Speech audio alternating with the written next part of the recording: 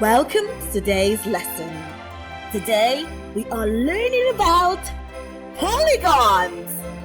And at the end of this lesson, you should be able to solve problems on two-dimensional and three-dimensional shapes. Let's look at our first example. This first shape has three sides.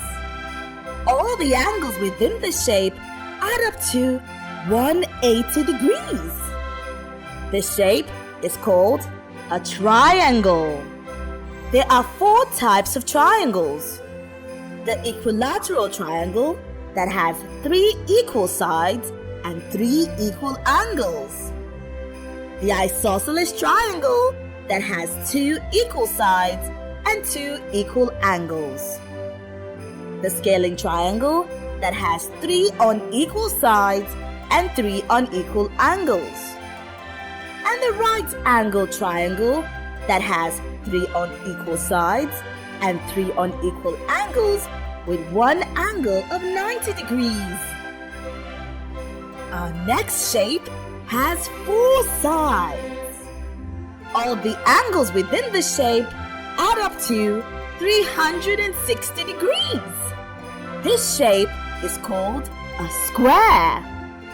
And a square is a type of quadrilateral. What is a quadrilateral, you might ask? Well, a quadrilateral is a shape that has four sides, like a square, a rectangle, a rhombus, a parallelogram, a kite, a trapezium, and an isosceles trapezium. All these shapes have four sides, and all these shapes have an interior angle total of 360 degrees. This next shape has five sides. It's called a pentagon, and it has an interior angle total of 540 degrees. This means that each angle is at 108 degrees. Our next shape has six sides. It's called a hexagon. And if we add all the angles within the shape, we'll have 720 degrees. This means that each angle is at 120 degrees. A shape with seven sides is called a heptagon. And if we add all the angles within the shape, our sum of the interior angle will be at 900 degrees. And finally, we have an octagon. An octagon has 8 sides and a sum of interior angles at 1080 degrees. Now, let's take a look at lines of symmetry. A line of symmetry is an imaginary line within a shape that allows you to fold the shape into two identical halves. For example, in an equilateral triangle, there are three lines of symmetry. This means we can draw an imaginary line in three ways, and with each line of symmetry, we can fold the triangle in two. Do you understand it now? In an isosceles triangle, there is only one line of symmetry, right in the middle of the shape. In a scaling triangle and in a right angle triangle, there is no line of symmetry because we can't divide it into two overlapping halves. In a square, we have four lines of symmetry: a vertical one, a horizontal one, and two diagonal ones. In a rectangle, we have two lines of symmetry. In a rhombus, we have two lines of symmetry. In a parallelogram, we have no lines of symmetry because we can't divide it into two overlapping halves. A kite has one line of symmetry.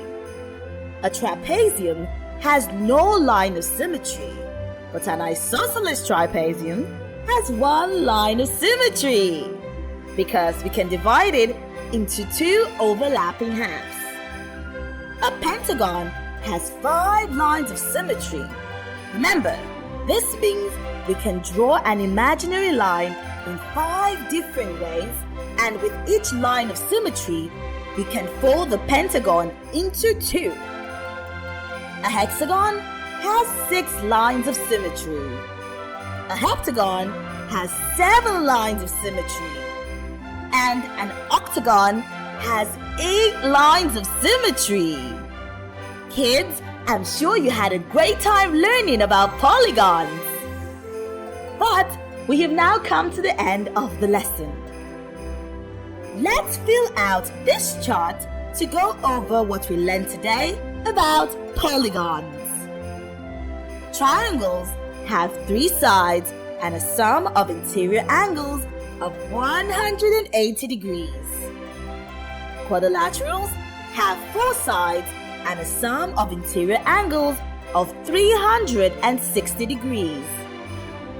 An isosceles trapezium has 4 sides, 1 line of symmetry, and a sum of interior angles of 360 degrees. A pentagon has 5 sides, 5 lines of symmetry, and a sum of interior angles of 540 degrees. A hexagon has 6 sides, 6 lines of symmetry, and a sum of interior angles of 720 degrees. A heptagon has 7 sides, 7 lines of symmetry, and a sum of interior angles of 900 degrees. Finally, an octagon has 8 sides, 8 lines of symmetry, and a sum of interior angles of 1080 degrees. Kids, it's assessment time! Now, let's answer a few questions. See you next lesson!